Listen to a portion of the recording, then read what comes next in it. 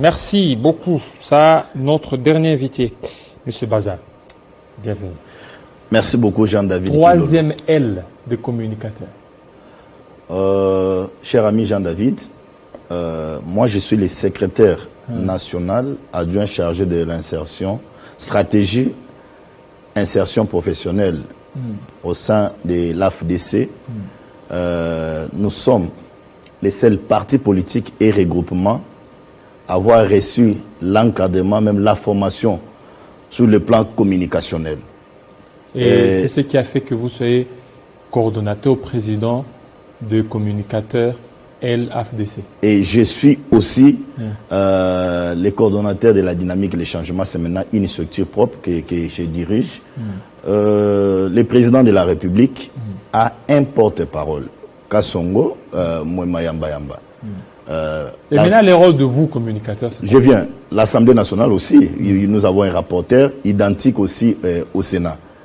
Nous là, moi je me dis que nous sommes les relayeurs des actions du président de la République, Félix Antoine Tshilombo Tshisekedi. C'est, je peux dire abusivement, que la phrase est venue par nos amis de Triste Mémoire, FCC, qui nous ont amené cette histoire de communication, des communicateurs. Abusivement. Oui, abusivement, mais aujourd'hui, vous employez ces termes. C'est pourquoi moi j'ai pris. Vous êtes dans l'abus. C'est pourquoi moi j'ai pris l'initiative. J'ai vu qu'il y avait un désordre patent.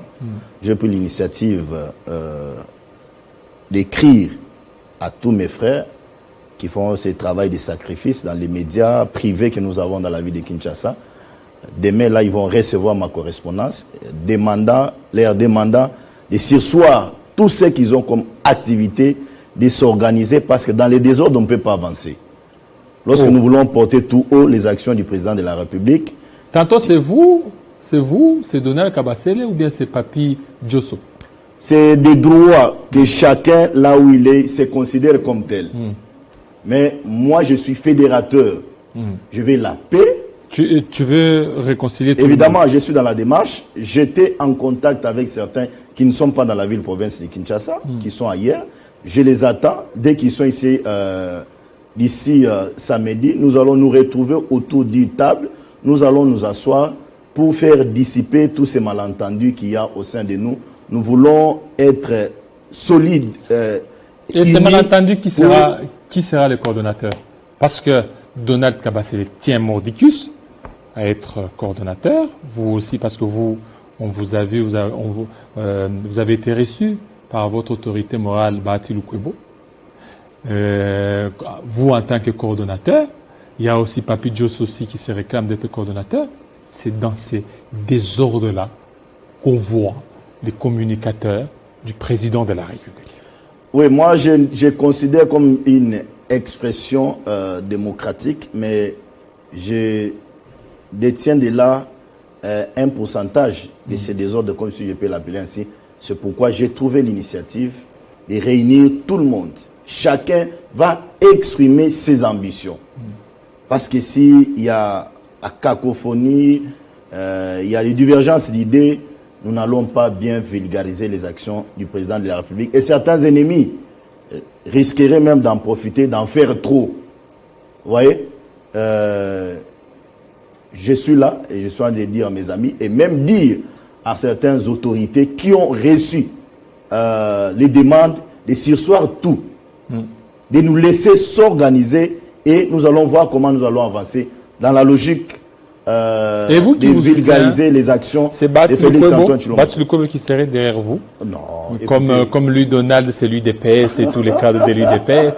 Hein? Jean-David. Oui, mais parce qu'on vous a vu, être reçu par Bahati Lukwebo. Moi, je suis reçu tout le temps par Bahati Lukwebo. Non, avec les autres communicateurs. Non, j'étais pas là ici. Lorsqu'ils ont été reçus. Moi, oui, parce que lorsqu'ils ont été reçus par l'autorité morale, le professeur sénateur Modeste Bahati Lukwebo, j'étais à Lumbashi. À Kolwezi. À Kolwezi précisément, comme vous l'avez dit. Apparemment, vous avez toutes les informations. Vous allez prendre donc, pour vous dire, être reçu par Bahati, oui, je suis membre de l'AFDC. Je suis communicateur de l'AFDC. C'est un père pour moi. Donc, si je suis reçu, donc ce n'est pas...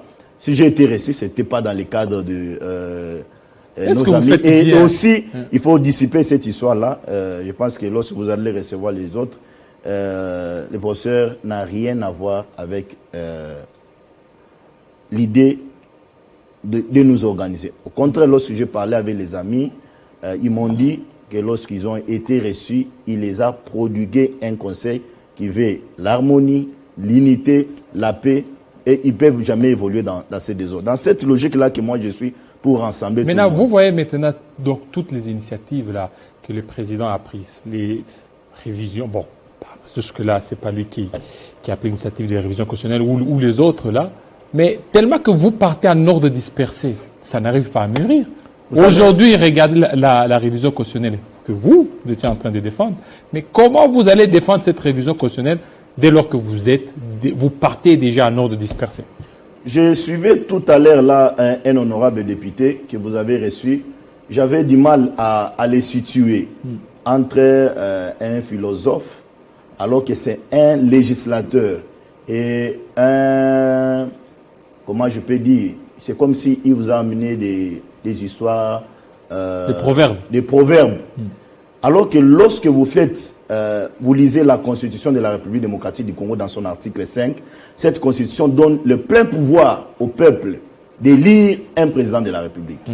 Et l'article 70 limite les mandats du président de la République. L'article 219, cet article est clair qu'on ne peut pas parler de la révision constitutionnelle, même du changement, lorsqu'on est sous un état de guerre ou sous un état de siège. Lorsque vous lisez la déclaration des droits de 1793, dans son article 28, l'article 28 est clair. Les pouvoirs, la souveraineté est remis entre les mains du peuple. Et lorsque vous lisez le professeur Ntumba Luaba dans les droits constitutionnels, il est clair que les référendums, la garantie des changements de la Constitution, c'est le pouvoir, le plein pouvoir du peuple. Mais comment ne pas d'abord laisser le peuple s'exprimer, mais commencer déjà à emprunter les gens les intentions. Et surtout, rappelons-nous, les deux amis qui ont réfléchi, Mikaï et l'autre, ils nous ont donné une problématique, une réflexion scientifique, constitutionnelle même. Restons dans la fourchette, dans les raisonnements scientifiques.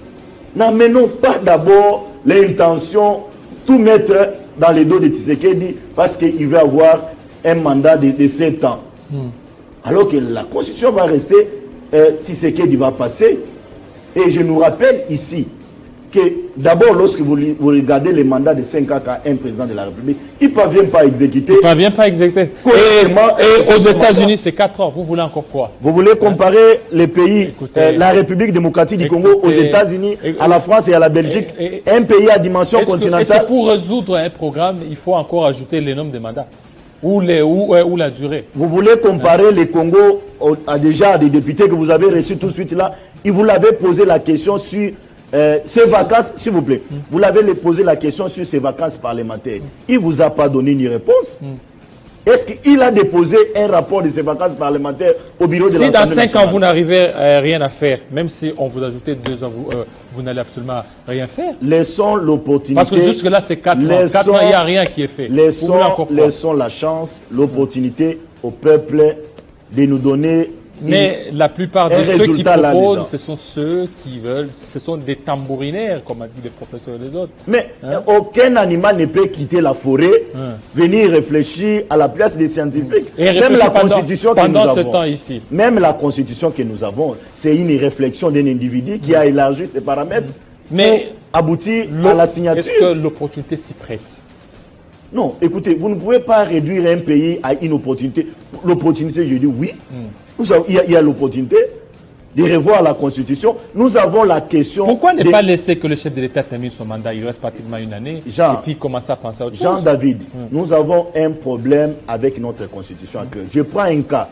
la section 10 qui parle de la souveraineté sur la question de la nationalité. Nous avons les gens dans ces pays qui ont double nationalité, mais qui se tapent la main dans la poitrine aujourd'hui. Ils veulent dire aux Congolais que nous serons les candidats en 2023, alors que la Constitution de la République démocratique du Congo dit la nationalité congolaise est exclusive. Il y a un critérium de conditions. La première des conditions à être d'abord le Congolais de père et de mère. Qui a double nationalité? Et Katumbi doit avoir double nationalité. C'est connu. Et où est-ce que c'est écrit faute de père et de mère dans la Constitution? La Constitution ne parle de la nationalité. Oui, mais elle parle de la nationalité. Oui, mais elle ne parle pas d'être de père et de mère. Ah, ok, ça peut être un lapsus. Et est-ce que Katumbi a double nationalité? Vous avez des preuves. Vous voulez qu'un monsieur pareil, vous avez des preuves. Vous voulez qu'un monsieur pareil vienne nous gérer en République démocratique du Congo? Mais c'est un Congolais, non? C'est un Congolais. Vous avez ses identités? Mais c'est un Congolais. Vous avez ses identités? Non, c'est moi qui pose des questions. C'est un Congolais. Il a quitté ce pays pour aller consulter ses frères juifs. Lorsqu'il est arrivé là-bas, il était clair. Non, mais il est de père juif, non? La maman zambienne? Non, une Congolaise. Oh là là. C'est une Katangaise, non? Là, vous l'attribuez une fausse nationalité alors. Là, vous l'attribuez une fausse nationalité. C'est ça qui fait le mal. C'est quoi? C'est que vous voulez communiquer pour faire plaisir et non pas communiquer objectivement. Même pas, on est dans l'objectivité. Et ça, c'est la rationalité. Et ça, c'est la Constitution, c'est la science. Vous voulez appeler les Congolais à violer une disposition constitutionnelle? Non. Voilà, merci beaucoup, Monsieur Bazin. On aura le temps de vous recevoir parce qu'on vous a vu prendre un peu certaines postures sur les dossiers Boukangalonzo, les dossiers des Matata Augustin. Nous aurons le temps de... Je suis là, demander à Matata de vous produire... nous aurons le temps d'en parler. Et lorsque Matata a perdu sa sœur, vous, sur les réseaux sociaux, vous avez remis en cause, vous avez dit que non, c'est faux. Il a voulu se victimiser parce qu'il a su que son dossier quittait la Cour de cassation, la Cour constitutionnelle vers la Cour de cassation. Mais il a voulu se victimiser. Ça serait en violation de la Constitution, en violation de la loi. Parce que l'arrêt de la Cour constitutionnelle RP 001 du 15 novembre, limite, c'est que aucune autre juridiction ne pourra parler de cette affaire. Je t'informe que le fait par la Cour de se déclarer incompétente, cela n'est pas l'extinction d'infractions ou bien des faits mis à la charge de Nous allons y revenir. Merci. Et les Congolais sont impatients pour voir ce Merci beaucoup, M. Bazin Pende. Restez branchés sur Télé 50. À très bientôt.